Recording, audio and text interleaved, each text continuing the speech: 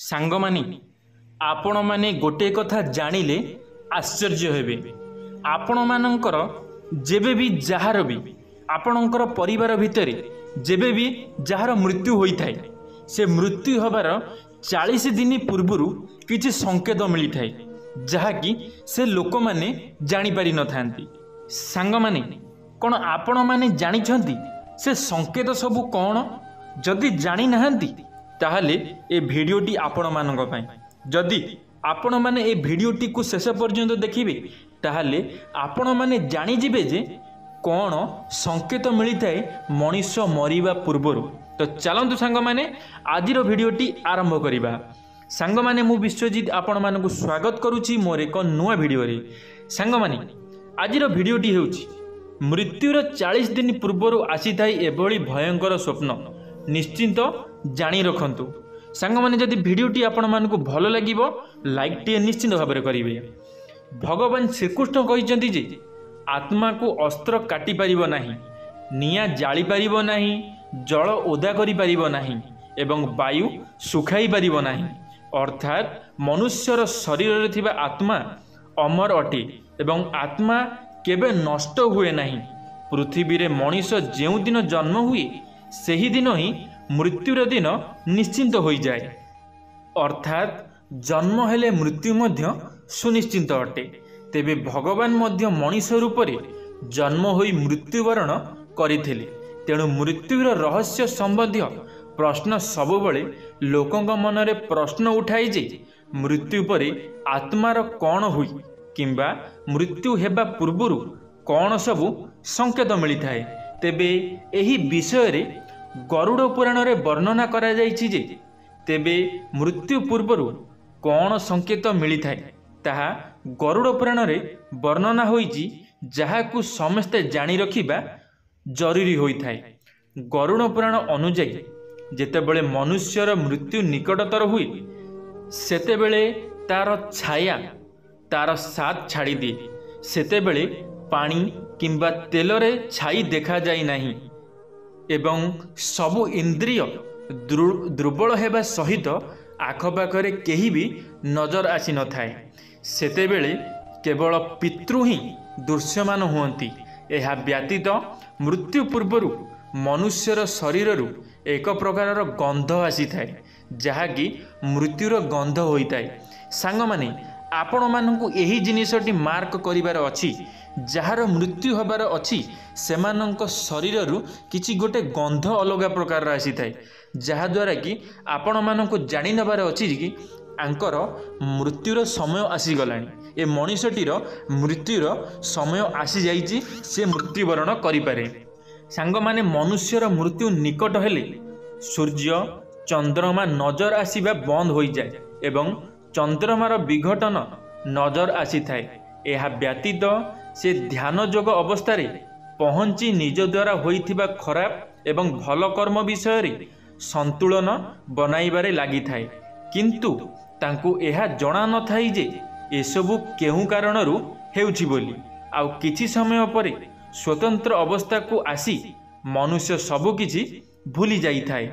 जदि कौनसी व्यक्ति को स्वप्न रे एक दिव्य कबाट नियारे किंबा दिव्य आलोक नजर आसी तेबे सही व्यक्तिर मृत्यु गोटिए दिन पर मध्य रे होई जाई थाए। सांगमानी भगवान श्रीकृष्णଙ୍କ अनुଯାयी जो व्यक्तिर मृत्युर शेष प्रहर आसी जाए सेतेबेले ताकु यमराजଙ୍କ दूत पाखकु आसीबार आभास होई जाए, किंतु मृत्युर मात्र 21 मिनिट पूर्वरु ही सामनारे यमदूत प्रत्यक्ष नजर आसी थाए, जहाकु देखी से हठात निजर मानसिक संतुलन हराई बसे। से कांदिबारे लागि थाए एवं भयभीत होई जाए, किंतु तार परिवार लोक किछि बुझी पारंती नाही। एहार किछि समय परे ही तार मृत्यु घटी थाए। जदि केही व्यक्ति को स्वप्न रे निजर पूर्वपुरुष दुख रे किंबा कांदुथिबार नजर आसे तेबे से जानी जिबा उचित जे खूब शीघ्र तार मृत्यु हेबाकु जाउछि। सांग माने गरुड़ पुराण अनुଯାयी जदि पेचा घर को आसी बारंबार राबी थाए तेबे एहा मध्य मृत्युर संकेत होई थाए।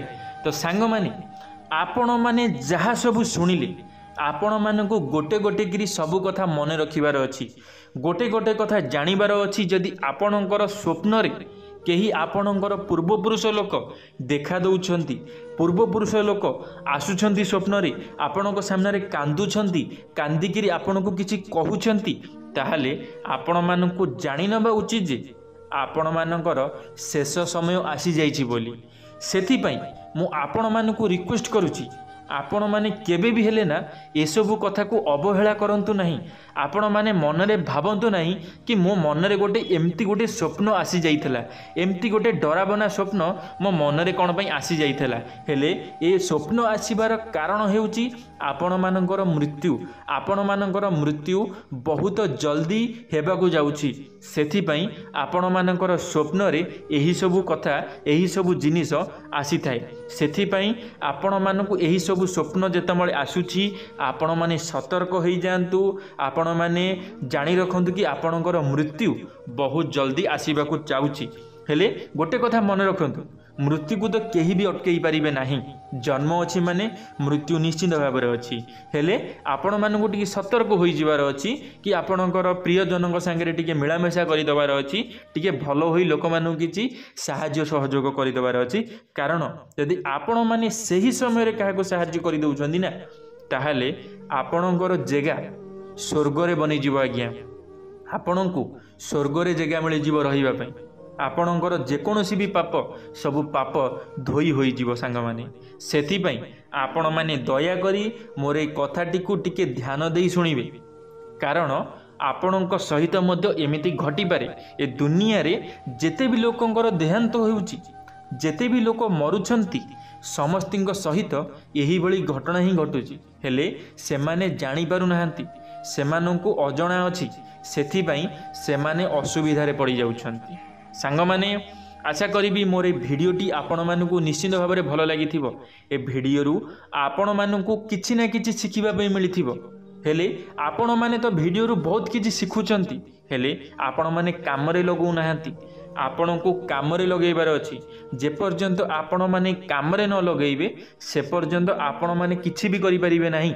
सेथि पई जीवन रे सबु काम को सबु कथा को काम रे लगांतु भल कार्य करंतु लोक मानंकु भल नजर रे देखंतु देखिबे जीवन रे केबे भी हेले दुख आसीबो नाही। धन्यवाद सांग माने वीडियोटी शेष पर्यंत देखिथिबारु आपण मानंकु अशेष अशेष धन्यवाद।